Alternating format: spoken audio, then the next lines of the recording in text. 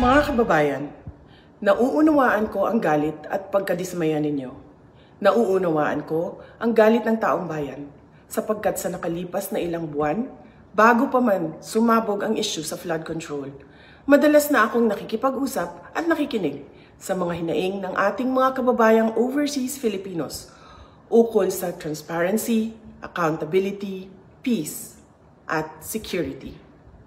Nauunawaan ko ang galit ng taong bayan dahil nasaksihan ko mismo kung paano minanipula ng House of Representatives ang budget ng Department of Education. Sa halip na sundin ang listahan ng DepEd upang matugunan ang malalang kakulangan sa classrooms, misulang ginawang pork barrel ang pondong nakalaan para sa kabataang Pilipino at pinaghati-hatian ng mga kongresistang malapit sa mga makapangyarihan. Pinili kong huwag sumali sa panggagago sa taong bayan. Sa aking pagbitiw bilang kalihim ng DepEd, ininda ko ang kaliwat kanan na atake kasama na ang impeachment para lamang mapagtakpan nila ang katiwalian sa 2025 budget.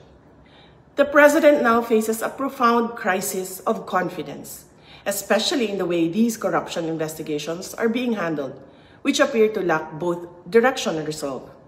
We also seek clear answers on how a budget that deprived Filipinos of billions and billions of pesos was approved under his watch.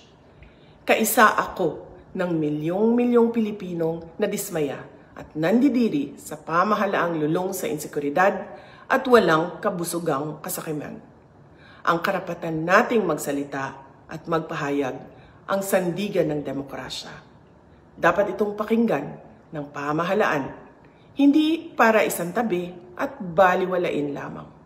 We Filipinos deserve better. Shukran.